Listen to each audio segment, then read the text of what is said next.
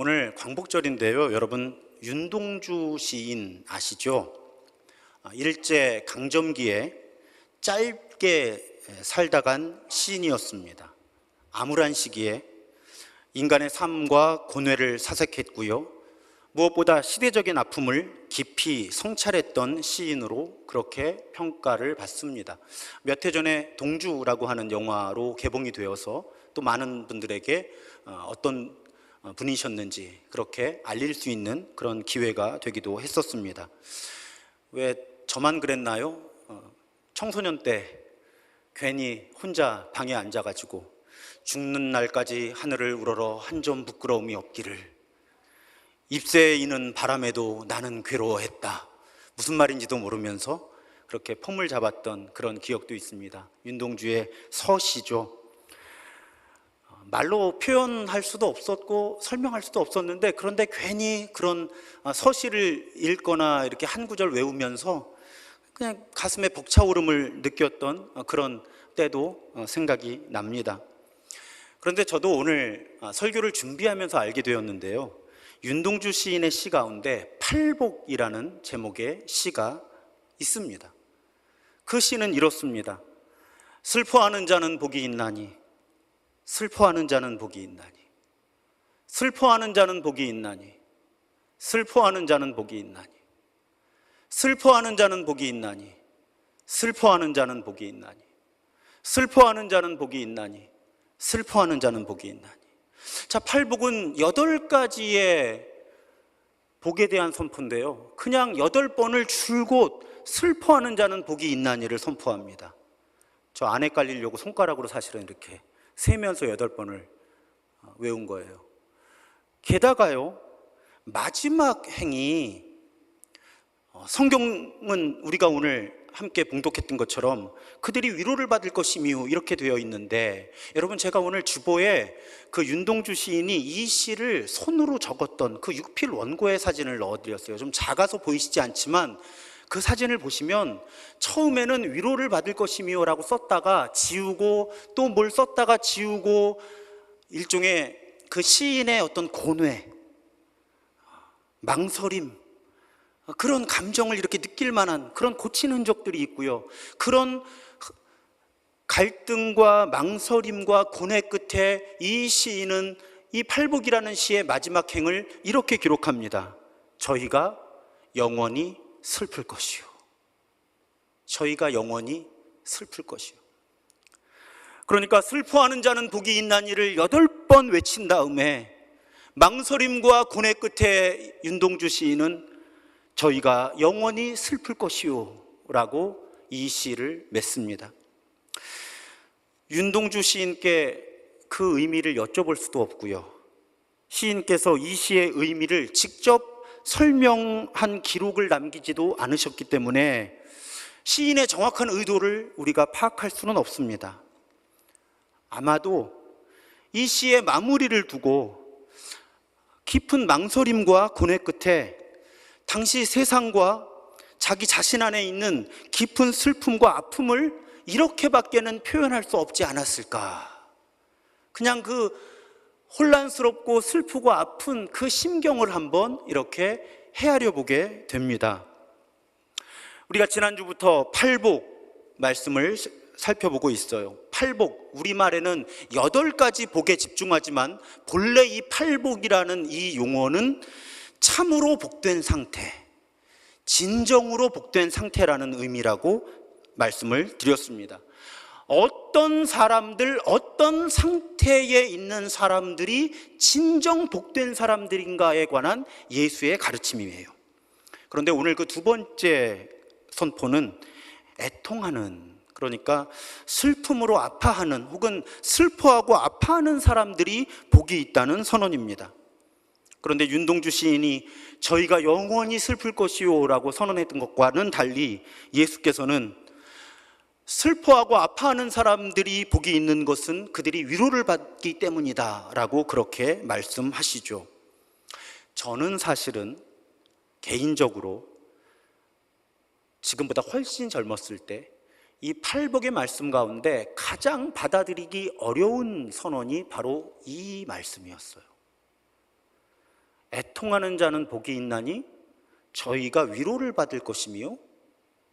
아유, 여러분, 제 생각이 틀렸는지 한번 생각해 보세요. 안 슬프고 위로 안 받는 게 좋은 거 아니에요? 아니, 그렇잖아요. 위로받을 필요가 없이 안 슬프고 안 아프게 사는 게 복이지. 아니, 예수님이 뭐 이렇게 말씀을 하시나? 슬퍼하고 아파하는 사람들이 복이 있다? 그들이 위로를 받을 것이다? 아니, 예수님, 저 위로 안 받아도 좋으니까요, 안 슬프고 안 아프게 해주세요. 사실은 제 마음속에 그런 마음이 강했어요. 그래서 팔복의 말씀 가운데 특히 이 애통하는 자는 복이 있나니 그들이 위로를 받을 것이며, 이 가르침을 받아들이고 싶지 않았습니다. 오늘 설교는 우선 이 질문에 대한 답변으로 시작해야 될 것 같아요. 저는 이번 산상수훈을 강의하면서 이 가르침이 예수를 따라 살려고 하는 사람들에게 주신 말씀이라고 말씀드렸어요. 그러니까 예수를 닮아가고 싶은 사람들, 예수를 따라 살려고 하는 사람들에게 주신 예수님의 가르침이다. 이 전제를 분명히 하면요, 여러분, 저는 이렇게 말씀드릴 수밖에 없습니다. 예수를 따라 사는 사람들, 예수를 닮아가려고 하는 그런 마음이 조금이라도 있는 사람들은요, 슬픔과 아픔이 없을 수가 없어요. 받아들이기 힘들어도 받아들이셔야 돼요. 슬픔과 아픔이 없는 사람이 없는데, 특히 예수를 닮아가려고 한다든지 예수를 따라 살려고 하는 마음이 요만큼만 있는 사람은요, 결코 슬픔과 아픔이 없을 수가 없습니다. 그 이유를 설명을 드릴게요. 자, 일단 기본적으로 우리는 슬픔과 아픔이 없이 살 수가 없어요. 자, 우리 경험이 그렇잖아요. 별 문제 없이 살아온 것 같은데 어느 날 큰 병에 걸리거나 자기 자신이나 사랑하는 사람들이 큰 병에 걸리거나 큰 사고를 당해서 몸과 마음에 큰 상처를 입는 일, 우리 겪을 수 있어요. 심지어 어떤 경우에는 치료나 회복이 어렵거나 불가능한 그런 병과 사고를 나 혹은 사랑하는 가족, 사랑하는 사람들이 겪게 됩니다.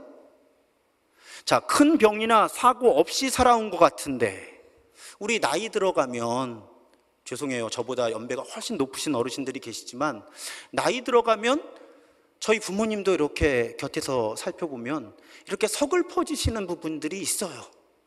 제가 이제 갓 50이지만 제가 최근에 처음으로 다초점 렌즈라는 걸 지금 쓰게 됐거든요. 보이는 부분은 훨씬 잘 보여요. 근데 문제가 뭐냐면 시야가 좁아졌어요. 그래서 예전에는 이렇게 옆에 잘 보이던 것들이 안 보이고, 특히 설교하거나 찬양을 인도할 때 이 원고가 이렇게 슬쩍 컨닝을 하려고 그러면 안 보여요.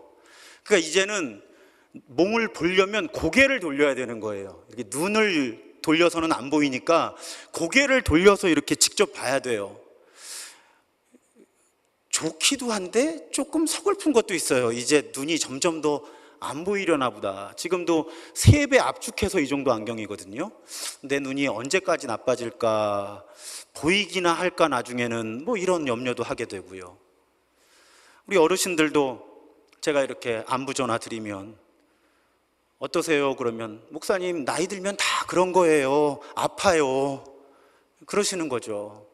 자, 우리 별 큰 병이나 사고 없이 살아도 나이 들어가면 젊을 때와 달라지는 내 몸과 마음의 상태 때문에 그렇게 서글퍼지는 것이 사람이에요. 그것이 인생이죠. 그런가 하면 여러분, 나름 성실하게 일하며 살아왔는데 갑자기 나가래요. 일자리를 잃게 되기도 하고요. 경영이 어려워져서 폐업을 고민하게 되기도 하고, 파산을 신청하게 되는 그런 재정적인 위기를 당하게 되기도 해요. 그런가 하면 내가 정말 사랑하고 신뢰했던 사람들로부터 배신을 당하기도 하죠. 가족 간의 관계가 이렇게 망가지고 끊어져서 가족끼리도 서로 깊은 대화를 나눌 수 없거나 심지어는 얼굴도 마주할 수 없는 그런 상황에 놓이기도 해요. 그래서 우리의 삶은 슬픔과 아픔으로 가득 차 있어요. 여러분 혹시 그런 경험 없으세요? 아무 일도 없으면 불안한 거? 저는 사실 그런 경험이 있어요. 어느 날 너무 아무 일 없는 거예요. 그 순간 불안해지는 거예요. 왜 아무 일도 없지? 언제까지 그럴까? 마음을 단단히 먹고 있어야 돼. 무슨 일이 일어날지 몰라. 그게 우리 삶이더라고요. 게다가 코로나 왔잖아요. 그런 용어 들어보셨죠? 코로나 블루, 코로나 레드, 코로나 블랙도 있더라고요. 코로나 블루가 뭐냐면요, 블루가 이렇게 우울함 이런 뜻이에요. 그러니까 코로나 때문에 우울해지는 거예요. 할 수 있었던 거 못하니까 무기력해지고. 그런데 그 시간이 길어지잖아요 지금. 그러면 코로나 레드가 온다 그래요. 레드는 뭐냐면 분노 조절을 못하는 거죠. 갑자기 내가 평소에 그러지 않았는데 화를 내는 거예요. 막 짜증을 내고요. 그런데 그것과 함께 또 시간이 길어지잖아요. 그래서 우리가 경험하게 되는 게 코로나 블랙이라 그래요. 깜깜한 거예요. 그냥 좌절이죠. 절망이에요. 소망이 없는 거예요. 그냥 무기력해지고 암담해지는 거예요. 자, 우리가 지금 그런 시기를 지나고 있어요. 그러니까 슬픔과 아픔 없이 살 수 있는 사람은 없어요. 저는 목회하면서 많은 분들을 만나왔잖아요. 정말 처음에 딱 뵈면 저런 분들은 정말 아무 염려가 없겠구나, 아무 슬픔과 아픔이 없겠구나 하고 여겼던 분들, 신방 가거나 교회에서 만나서 한두 시간 깊이 얘기하다 보면 슬픔과 아픔이 없는 분들이 안 계세요. 우리의 삶은 온통 슬픔과 아픔 투성이에요. 슬픔과 아픔으로 가득 차 있어요. 그런데요, 한번 가정을 해볼게요. 그럼 이런 문제들이 전혀 없다면, 정말 누군가가, 어떤 크리스찬이 정말 이런 문제가 아무것도 없다면 슬프지 않을까요? 자, 가정을 해보는 거예요. 크리스찬 어떤 분이 건강에도 문제가 없고, 재정 형편에도 문제가 없고, 가족들의 형편, 가족 관계에도 전혀 문제가 없고, 대인 관계에도 전혀 문제가 없고, 일터, 직장에 아무 문제 없고, 아들, 딸, 손자, 손녀들까지 아무 문제가 없다면 정말 그분은 전혀 슬프지 않고 아프지 않을까요?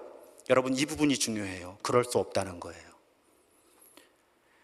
예수를 닮아가려고 하는 마음이 요만큼만 있으면요, 내가 예수 따라서 예수 뜻대로 살아야 되겠다 하는 마음이 요만큼만 있으면요, 우리는 절대로 슬픔과 아픔 없이 살 수가 없다는 거예요. 왜 그럴까요?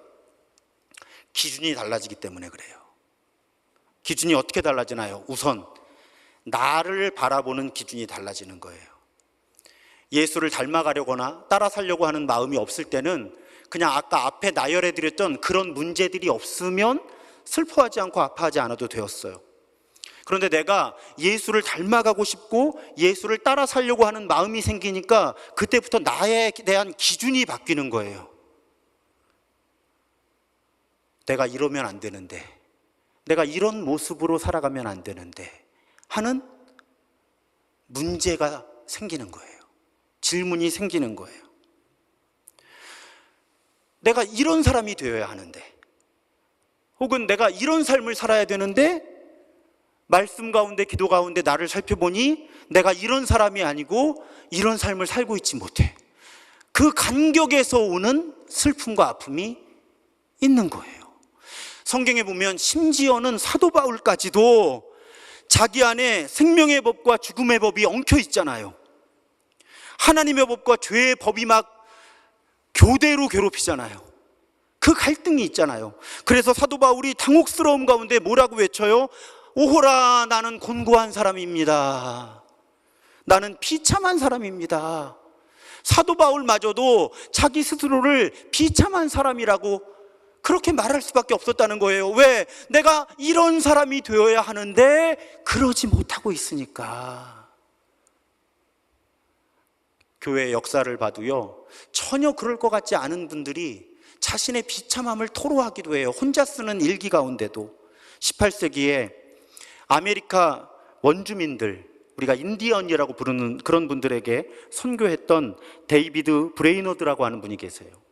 이분이 1740년 10월 18일 일기에 이렇게 쓰고 있어요. 아침 경건의 시간에 내 영혼은 완전히 녹아버렸으며 나의 엄청난 죄성과 비열함으로 인해 통렬하게 애통했다. 아니 여러분, 자기 가진 것을 다해서 자기 삶을 다해서 이 다른 민족에게 헌신적으로 선교했던 그런 분이 죄를 지었으면 얼마나 지었길래 나의 엄청난 죄성과 비열함으로 인해 통렬하게 애통했다고 일기했었을까요?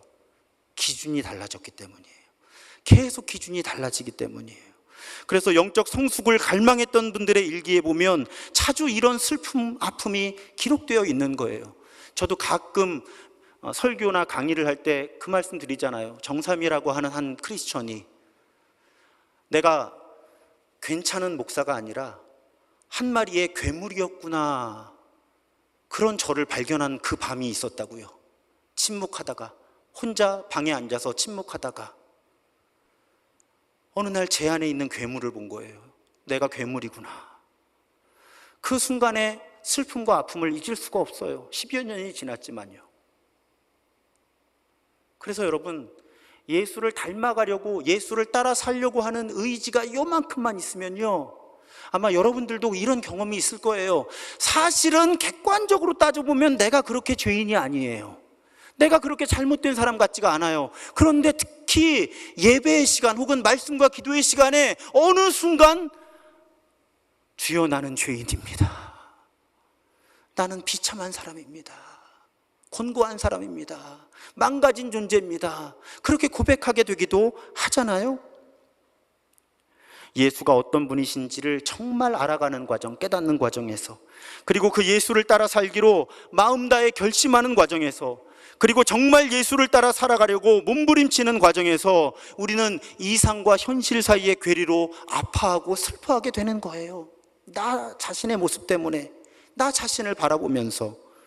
그래서 진정성 있게 예수를 닮아가고 예수를 따라 살려는 사람들은 자기 자신을 바라보면서 슬퍼하고 애통할 수밖에 없다는 것입니다. 그뿐 아니에요. 이건 시작입니다. 눈을 들어서 주위를 살펴보면요, 슬퍼하고 아파하지 않을 수가 없어요. 제가 저 자신이 영적으로 보다 성숙하고 있구나, 혹은 지금은 내가 영적으로 조금은 괜찮은 상태다라고 판단하게 되는 하나의 기준이 뭐냐면요, 아픈 마음 없이, 슬픈 마음 없이 뉴스를 볼 수 없는 거예요. TV 뉴스를 아픔 없이, 슬픔 없이 볼 수가 없는 거예요. 왜요? 눈을 들어 살펴보면 반드시 내 곁에는 울고 있는 사람이 있거든요. 분명히 울고 있는 세상이 보이거든요. 울고 있는 이 피조물들, 생태계가 보이거든요. 그래서 예수님도 우신 거예요.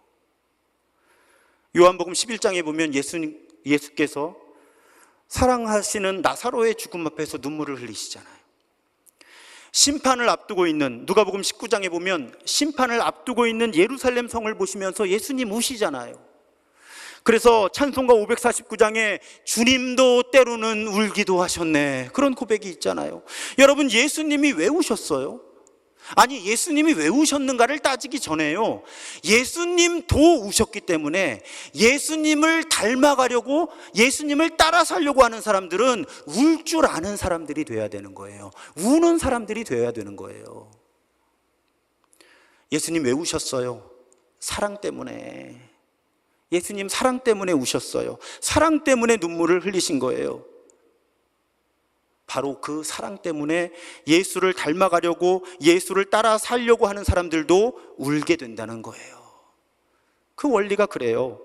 여러분, 우리 크리스천의 영적 성숙을 한마디로 정의하면 뭐예요? 사랑하게 되는 거예요. 내가 사랑하는 사람이 되는 거예요. 사랑의 성숙이 영적 성숙이에요. 예수를 닮아갈수록 우리는 사랑하는 사람이 되는 거예요. 내 존재가 사랑으로 변해가는 거예요. 그런데 사랑하는 마음에서 애통하는 마음이 나오는 거예요. 여러분, 성경을 통해 하나님 우리에게 어떤 사람들이라고 하세요? 우는 사람들과 함께 우는 사람이 되라고 하시잖아요. 사랑하면 함께 울 수밖에 없는 거예요. 사랑하는 사람이 우는데 내가 어떻게 웃어요? 그래서 사랑의 성숙은 애통의 성숙이에요. 그래서 우리 눈물이 마를 날이 없는 거예요. 제가 가끔 그런 말씀 드려요. 여러분, 우리 누군가를 사랑하기로 결심하는 것은 상처받기로 결심하는 거고요, 아파하기로 결심하는 거고요, 슬퍼하기로 결심하는 거예요. 사랑이 없는 사람은 슬퍼하지 않아요. 아파하지 않아요. 사랑하는 사람만 아파할 수 있고요, 슬퍼할 수 있는 거예요. 그런데 우리가 예수를 닮아가면 예수 마음이 우리 마음이 되니까, 예수님이 아파하시고 슬퍼하시는 현실 앞에서 우리도 아파하고 슬퍼하게 되는 거예요. 그래서 영적으로 성숙하게 되면 우리가 사랑하는 존재가 되어가고, 우리가 사랑하는 존재가 되어가면 점점 더 아파하고 슬퍼할 수밖에 없는 그런 존재로 변화되어 간다는 것입니다.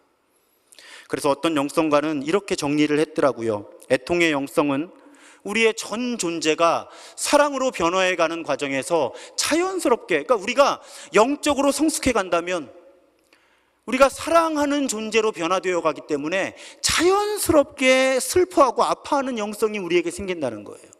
그래서 애통, 슬플 애자 애통은 사실은 슬픔의 아픔이 아니라 사랑의 아픔이다. 사랑의 슬픔, 사랑의 아픔이다. 그래서 슬플 애자 애통은 사랑 애자 애통이다. 사랑하면 아파한다. 사랑하면 슬퍼한다. 그런데 우리는 예수 닮아가면 사랑하는 존재로 빚어지기 때문에 당연히 아파하고 슬퍼할 수밖에 없는 그런 존재로 빚어지게 된다. 여러분, 그래서 우리 예수 닮아가려고 하는 의지가 요만큼이라도 있는 사람들, 예수를 따라 살려고 하는 마음이 요만큼이라도 있는 사람들은요, 슬퍼하고 아파할 수밖에 없는 거예요. 내 삶의 상황에 그리 큰 어려움이 없어도 늘 슬픔과 아픔이 마음 한켠에 있는 거예요. 왜? 나 자신을 보니 내가 그렇게 예수 닮은 사람이 못 돼서, 또 내 주변에는 슬프고 아픈 사람들이 늘 있어서. 그래서 어떤 분은 책에 이렇게 아프고 슬퍼서 흘리는 눈물을 기독교적인 눈물이라고 표현을 했더라고요. 저는 그 표현이 참 마음에 들어요. 기독교적인 눈물. 이렇게 기독교적인 눈물을 우리가 흘릴 수 있다면 그런 우리를 예수께서 위로하신다는 것입니다. 그런 사람들이 위로를 받는다고 오늘 예수께서 선언하신 거예요. 예수께서는 기독교적인 눈물을 흘리는 사람들이, 그렇게 아파하고 슬퍼하는 사람들이 위로를 받는 복이 있다고 선언하신 것입니다. 누가 위로할까? 제가 전에 교회에서 청년 사역을 할 때 청년들, 그 교회에 그런 문화가 있었어요. 위로회라는 걸 했어요. 리더 위로회. 그러니까 섬기는 사역자들이 있잖아요. 뭐 예를 들면 우리 교회로 치면 뭐 예배 사역자, 뭐 속장, 뭐 이런 그런 사역하는 분들을 연말에 그 사역을 담당하고 있는 목회자들 중심으로 해서 이렇게 함께 모임을 갖고 선물도 드리고 공연도 좀 하고 밥도 같이 먹고 이렇게 격려하는, 그런데 그 모임이 위로회였어요. 그래서 다른 부서, 다른 사역들이 다 하니까 저도 청년 사역을 담당하고 있었는데 우리 청년부에서도 이 위로회라는 걸 하자. 그래서 이렇게 순서를 준비한 거예요. 그 중에 음악하는 친구가 있었어요.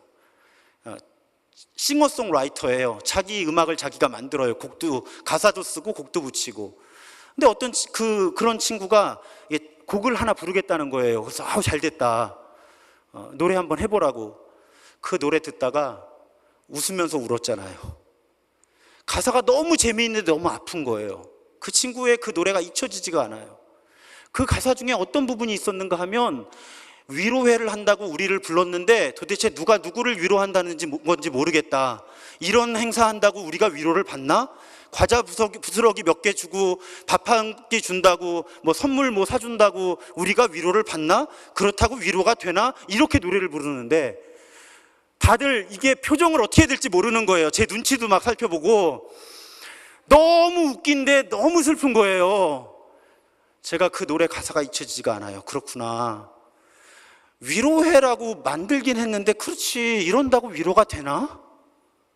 괜히 행사 하나만 더해서 목회자들만 힘든가? 이거 준비하는 리더들은 또 고생했잖아요. 누구를 위한 위로회인가 진짜. 차라리 이 위로회를 안 하고 쉬는 게 더 위로회 아닌가? 하여튼 누가 누굴 위로하지? 이 노래 가사가 잊혀지지 않는 거예요. 자, 오늘 예수님께서 슬퍼하고 아파하는 사람들이 위로를 받을 것이다. 그런데 누가 위로하지? 성경에서 주어가 생략된, 문법적으로 수동태라고 하죠. 그런 표현들의 아주 대부분을 신적 수동태라고 불러요. 하나님의 수동태, 주어를 하나님으로 넣으면 해석이 분명하다는 거예요. 그래서 오늘 마태복음 5장 4절을 새번역 성경에서는 슬퍼하는 사람은 복이 있다, 하나님이 그들을 위로하실 것이다, 이렇게 번역하고 있는 거예요. 그러니까 위로를 받을 것인데, 물론 다양한 경로로 위로를 받겠지만 가장 분명한 본문의 의도는 하나님이 슬퍼하고 아파하는 사람들을 위로하실 것이다. 그렇게 보면 성경에 우리 하나님은 우리를 위로하시는 하나님이에요. 고린도후서 1장 3절과 4절을 새번역으로 보면요, 우리 주 예수 그리스도의 아버지이신 성부 하나님을 찬양합시다. 그는 자비로우신 하나님이시오, 온갖 위로를 주시는 하나님이시오, 온갖 환난 가운데에서 우리를 위로하여 주시는 분이십니다. 따라서 우리가 하나님께 받는 그 위로로 우리도 온갖 환난을 당하는 다른 사람들을 위로할 수 있습니다. 그렇게 우리 하나님이 어떤 분이신지를 소개하고 있습니다. 그 관점으로 성경을 읽어보면요, 성경은 정말 우리를 위로하시는 하나님의 이야기로 가득해요. 여러분, 성경을 보면 하나님은 절망 가운데 있는 사람들을, 다 포기할 수밖에 없는 형편에 있는 사람들을 찾아오셔서 그들의 필요를 채워주시기도 하고, 위로해 주시기도 하고, 격려해 주시기도 하고, 살 길을 열어주시는 하나님이시다는 것입니다. 여러분, 우리가 최근에 이사야서를 통독하고 있잖아요. 이사야서는 심판의 이야기로 가득한 것처럼 보여요. 거기 나오는 하나님은 무서운 하나님인 것처럼 보여요. 그런데 여러분, 새벽마다 저와 함께 말씀을 묵상할 때 하나님이 스스로를 어떻게 소개하세요? 어떻게 설명하세요? 회복시키시는 하나님. 회복할 준비도 안 돼 있는 이 이스라엘 백성들 어떻게든 회복시켜줄 구실을 찾으셔서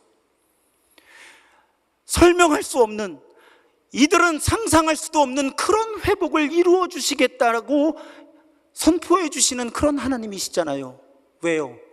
사랑하니까. 하나님의 백성들을 너무 사랑하시니까. 그래서 하나님이 자기를 어떻게 표현하세요? 내가 너희를 낳았어. 내가 너희를 품에 안아서 보호했어. 너희들 힘들 때 내가 업고 있었어. 너희들이 늙어 죽을 때까지 내가 너희를 그렇게 품고 안고 있는 하나님이야. 그렇게 업고 있는 하나님이다. 하나님이 자신을 그렇게 소개하시잖아요. 또 하나님이 어떻게 소개하세요? 하나님이 절대자인데 잊어버릴 수가 없잖아요, 하나님은.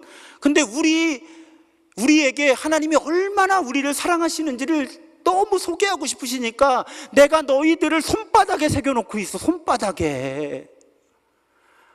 하나님이 그렇게 우리를 사랑하셔서 우리를 위로하시고 우리를 회복해 주시는 하나님이라고 끊임없이 자신을 소개하고 계시잖아요. 우리 하나님은 그런 비현실적인 은혜로, Amazing Grace잖아요, 영어로. 비현실적인 대단한 설명할 수 없는 은혜로 우리를 사랑하시고 우리를 위로하시고 우리를 회복시키시는 그런 하나님의 이야기가 성경에 가득하잖아요. 게다가요, 이사야서 우리가 읽고 있으니까 이사야서에 보면 하나님께서 그 회복, 구원의 도구로 사람을 세우시잖아요. 그런 존재가 메시아적인 존재들이죠. 메시아들이에요. 하나님이 기름 부어서 사용하시는 사람들. 그런데 그 사람들의 역할 가운데 아주 중요한 역할을 이사야서가 뭐라고 기록하고 있어요? 슬픔에 빠진 사람들을 위로하는 것이 메시아의 역할이에요. 슬퍼하는 사람들에게 기쁨을 주는 것이 메시아의 역할이에요. 그래서 하나님이 기름 부어 세우시는 하나님의 도구가 되는 사람들은 슬퍼하는 사람들을 위로하고 슬퍼하는 사람들에게 기쁨을 주는 것이 중요한 역할이었다는 거예요. 그런 메시아적인 존재들 말고 메시아 중에 메시아, 진짜 메시아가 오시잖아요, 예수. 그래서 그 예수의 사명 가운데 하나가 슬퍼하는 사람들을 위로하고 슬퍼하는 사람들에게 기쁨을 주시는 거였어요. 그래서 여러분, 누가복음 2장 52절에 보면 그 메시아에 대한 다른 이름이 이스라엘의 위로예요. 이스라엘의 위로. 하나님의 자녀들, 하나님의 백성들을 위로하시기 위해서 예수께서 이 땅에 오셨다는 거예요. 여러분, 이런 생각을 해봤어요. 왜 우리 사회에, 국가에 여러 가지 재난들이 있잖아요. 사건, 사고들, 국가적 재난들. 가만히 보면요, 누가 찾아와서 위로하느냐가 중요하더라고요. 예를 들어서 대통령이 직접 찾아와서 조문하고 위로했다. 그렇다고 사실은 문제가 다 해결되는 것도 아니잖아요. 무슨 실질적인 보상이 갑자기 달라지는 것도 아니잖아요. 그런데 제가 가만히 이렇게 언론 보도를 보면 그래도 대통령이 직접 찾아와서 조문하고 위로하면 그 슬픔과 아픔을 감당하고 계신 분들이 많이 위로를 받으시더라고요. 단지 대통령이 온 것인데. 여러분, 오늘 본문을 묵상하면서 제가 그런 생각을 해봤습니다. 우리를 위로하시기 위해서 하나님이 오신 거예요. 하나님이 사람이 되신 거예요. 이거보다 더 큰 위로가 있을까요? 우리는 어차피 슬퍼하고 아파할 수밖에 없는 존재들이에요. 그런데 그건 어쩔 수 없는데 우리를 위로하시려고 하나님이 사람이 되신 거예요. 그래서 예수로 이 땅에 오셔서 우리와 함께 하신 거예요. 게다가 십자가와 부활을 감당해 주신 거예요. 우리를 위로하시기 위해서. 여러분, 다른 뭐가 더 필요할까요? 우리가 정말 예수님이 어떤 분이신지, 예수님이 이 땅에 오셔서 무슨 일을 이루신 것인지를 정말 이해한다면 사실은 다른 위로는 조금 부수적인 것이 될 거예요. 하나님이 나를 위로하기 위해 나에게 오신 것이 가장 큰 위로죠. 게다가 그 예수께서 승천하실 때 어떻게 하세요? 성령, 하나님의 영을 우리 안에 보내주시잖아요. 여러분, 하나님이 우리를 위로하시려고 우리 곁에 오셨다가 지금은 우리 안에 계신 거예요. 이거보다 더 큰 위로가 필요할까요? 무엇이 필요할까요? 사실은 오늘 설교를 준비하면서 저도 정말 하나님이 사람이 되시고 우리 안에 오신 것이 나에게 가장 큰 위로구나 하는 것을 정말 마음을 다해 고백하게 되었습니다. 임마누엘, 하나님 우리와 함께 하신다는 뜻이잖아요. 여러분, 하나님이 우리와 함께 하신다는 그 사실에 위로받으시기를 주님의 이름으로 부탁드립니다. 하나님이 내 곁에 오시고 내 안에 오신 거예요. 나를 위로하시려고, 내 슬픔이 변하여 기쁨이 되게 하시려고. 그런데요, 심지어는 하나님의 약속이 거기 머물지도 않아요. 우리가 살아있는 동안, 또 이 땅의 역사가 지속되는 동안 어쨌든 우리가 경험하는 위로는 일시적일 수밖에 없잖아요. 또 무슨 일이 생기잖아요. 우리의 아픔도, 그 아픔이 해결돼도 또 무슨 일이 생기잖아요. 여기가 아팠는데 안 아프게 되니까 여기가 아픈 게 인생이잖아요. 그런데 하나님이 이 세상 역사의 끝에 어떤 일을 이루신다고 약속하셨어요? 새하늘과 새 땅을 만들어 주신다고. 근데 그 장면을 묘사하는 요한계시록 21장은 이렇게 선언하잖아요. 내가 들으니 보좌에서 큰 음성이 나서 이르되 보라, 하나님의 장막이 사람들과 함께 있음에 하나님이 그들과 함께 계시리니 그들은 하나님의 백성이 되고 하나님은 친히 그들과 함께 계셔서 모든 눈물을 그 눈에서 닦아주시니 다시는 사망이 없고 애통하는 것이나 곡하는 것이나 아픈 것이 다시 있지 아니하리니 처음 것들이 다 지나갔음이로라. 사랑하는 여러분, 지금도 하나님이 우리 위에서, 우리 곁에서, 우리 안에서 우리를 위로하시지만요, 결국은 우리의 모든 슬픔과 아픔이 사라지는 그날이 반드시 올 것이라고 성경을 통해서 약속해 주시는 거예요. 그 약속의 말씀에 위로받으시기를 주님의 이름으로 부탁드립니다. 하나님이 위에서, 곁에서, 안에서 위로해 주시는 것, 하나님이 나를 위로하시려고, 우리를 위로하시려고 참된 위로를 주시려고 사람이 되셨고 우리 안에 들어오신 것.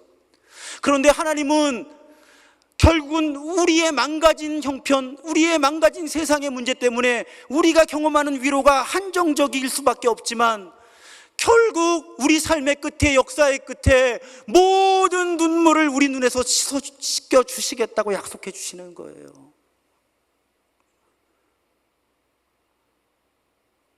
그것이 하나님의 약속이에요. 아마 어떤 분들은 이런 질문을 하실지도 모르겠어요. 목사님, 성경이 분명히 우리에게 항상 기뻐하라고 말씀하시지 않습니까? 그런데 목사님은 오늘 크리스천은 슬퍼하고 아파할 수밖에 없다고 말씀하시면 충돌하는 거 아닙니까? 왜 성경은 기뻐하라고 말씀하는데 목사님은 우리가 슬퍼할 수밖에 없고 아파할 수밖에 없다고 말씀하십니까? 그러면 우리는 기뻐할 수 없는 존재들 아닙니까? 아니에요, 여러분. 우리는 기뻐해야 해요. 항상 기뻐해야 합니다. 그런데요, 우리의 기쁨과 슬픔은요, 분리된 것이 아니에요. 우리의 기쁨은 철저하게 슬픔과 아픔의 토대 위에 놓여 있어야 하는 거예요. 마땅히 슬퍼해야 할 슬픔을 외면하고요, 마땅히 아파해야 할 아픔을 외면하면 여러분, 역설적으로요, 우리는 진정한 기쁨을 누릴 수가 없어요. 이거 잘 이해하셔야 됩니다. 여러분, 그런 경험 없으세요? 그냥 예를 들어서 어느 모임에 갔어요, 혹은 여행을 했어요. 정말 힐링이 되는 거, 치유가 되는 것 같은 거예요. 정말 위로를 받았어요. 너무 행복했어요. 아, 하나님이 나를 위로해 주시나 보다. 그런데 집으로 운전해서 돌아오는데, 혹은 버스나 지하철을 타고, 혹은 터벅터벅 걸어서 집에 오는데 또 마음 한켠이 허전해지는 거예요. 우울해지는 거예요. 내가 왜 이러지? 분명히 내가 기쁨을 회복한 것 같았는데 또 이렇게 우울해지지, 슬퍼지지? 여러분, 우리가 추구하는 기쁨은요, 마땅히 슬퍼해야 할 슬픔을 외면하고 마땅히 아파해야 할 아픔을 외면하는 그런 기쁨이 아니에요. 그건 얄팍한 기쁨이에요. 하나님의 사람들이 추구하는 기쁨은요, 마땅히 슬퍼할 때 슬퍼하고 아파해야 할 때 아파할 때 하나님이 위로해 주실 때 경험할 수 있는 그런 위로, 그런 기쁨이 진짜 기쁨인 거예요. 그러니까 슬퍼할 수 없는 사람들, 아파할 수 없는 사람들, 슬퍼하거나 아파하기를 거부하는 사람들은요, 진정 기쁨을 맛볼 수가 없는 거예요. 정말 우는 사람들과 함께 울어주고 아파하는 사람들과 함께 아파할 때, 그래서 내 마음에 기독교적인 눈물이 가득할 때, 그때 하나님이 우리를 위로해 주셔서 경험하는 그 기쁨이 진짜 기쁨이에요. 그래서 아주 역설적으로요, 진정한 슬픔과 아픔은 진정한 기쁨과 함께 옵니다. 지금은 이해가 안 되셔도 돼요. 사실은 이해가 되는 게 아니라 경험이 되는 그 순간이 올 거예요, 반드시. 아, 목사님이 말씀하셨던 정말 아프고 정말 슬픈데 기쁘다는 것이 이런 것이구나, 하나님이 위로하신다는 것이 이런 것이구나, 경험하시게 될 순간이 속히 올 줄로 믿습니다. 사랑하는 여러분, 오늘 우리는 복된 사람들인 줄로 믿습니다. 어차피 슬픔과 아픔 없이 인생을 살아갈 수 없는 우리들인데, 하나님께서 슬퍼하고 아파하는 우리를 위로해 주시니 우리가 얼마나 복된 사람들이에요. 하나님이 지금도 우리 안에서 말씀하십니다. 괜찮다, 너 괜찮어. 하나님 그렇게 위로해 주세요.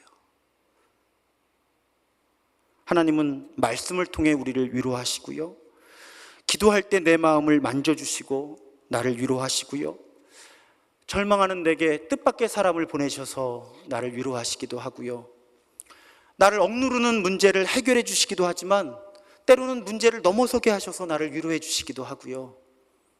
여러분, 그래서 그 하나님의 위로가 가장 포기하고 싶은 그때에 나를 한 번 더 일어서게 하는 것입니다. 사랑하는 여러분, 오늘 우리 안에 계신 성령께서 주시는, 하나님의 영이 주시는 진정한 위로를 경험하시기를 주님의 이름으로 축복합니다.